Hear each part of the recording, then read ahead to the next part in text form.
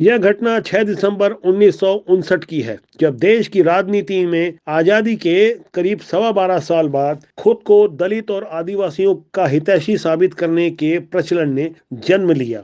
देश के पहले प्रधानमंत्री पंडित जवाहरलाल नेहरू पंचायत बांध के पनबिजली प्लांट के उद्घाटन के लिए धनबाद के दौरे पर थे। तब आयोजकों ने पीएम नेहरू का स्वागत एक संथाल लड़की बुधनी माझी से करवाया था। सुंदर परिधान और पारंपरिक हार में लगदग सजी बुधनी के हाथों प्रधानमंत्री को माला पहनाई गई।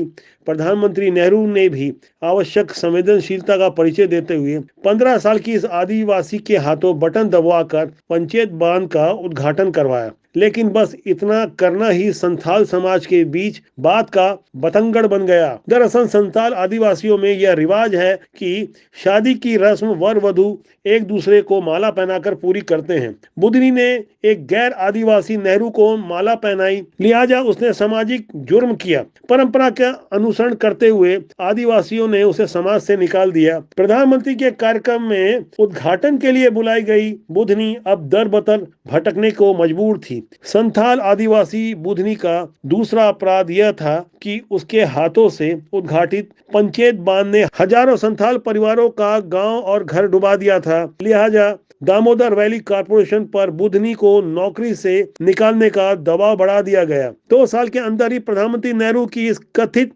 आदिवासी पत्नी बुधनी की नौकरी चली गई। 1995 में यह मामला नेहरू के नवासे नए प्रधानमंत्री बने राजीव गांधी के पास पहुंचा।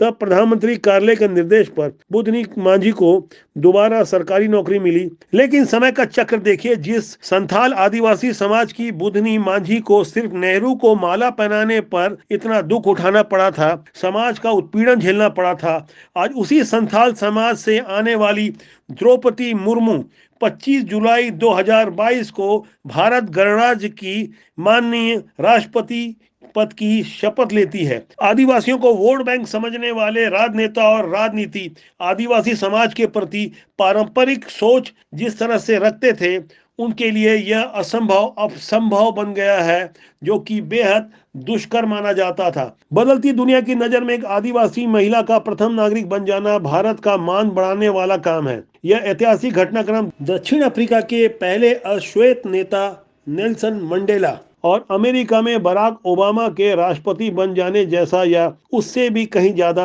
महत्वपूर्ण राजनीतिक घटनाक्रम है। भारत में आदिवासियों की आबादी भले ही 10 करोड़ के आसपास है, लेकिन उस आदिवासी समाज से राष्ट्रपति का चुनाव कर पूरा भारत गौरवान्वित महसूस कर रहा है। ऐसा नहीं है कि माननीय मुर्मू को राष्ट्रपति बना देने मात्र से ही आदिवासियों को मुख्यधारा में समावेशित करने का काम पूरा हो गया। यहाँ ध्यान देने वाली बात है कि राष्ट्रपति चुनाव प्रचार के दौरान राष्ट्रीय जनता दल के नेता और लालू प्रसाद यादव के उत्तराधिकारी तेजस्वी यादव ने जिस तरह से मुर्मू सरनेम का मजाक उड़ाया था, वह कड़वा अनुभव यह था कि उन्होंने राष्ट्रपति उम्मीदवार के लिए मुर्मू नहीं मूर्ति होने की बात कही। ऐसी घटनाएं बताती है कि आदिवासियों के खिलाफ दूषित डीएनए रखने वालों का समाज में कितना व्यापक असर है। बिहार में विपक्ष के नेता तेजस्वी यादव लालू यादव के पुत्र हैं और वही लालू यादव और उनकी पत्नी राबड़ी ने भी मुख्यमंत्री के कार्यकाल में बिहार में आदिवासियों के उत्थान की धूमिल संभावनाओं का आक्षेप लगाते हुए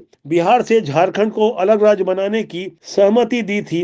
अटल बिहारी वाजपेयी उस समय देश के प्रधानमंत्री थे, जिन्होंने न केवल झारखंड बल्कि छत्तीसगढ़ और उत्तराखंड को भी अलग राज्य का दर्जा दिया था।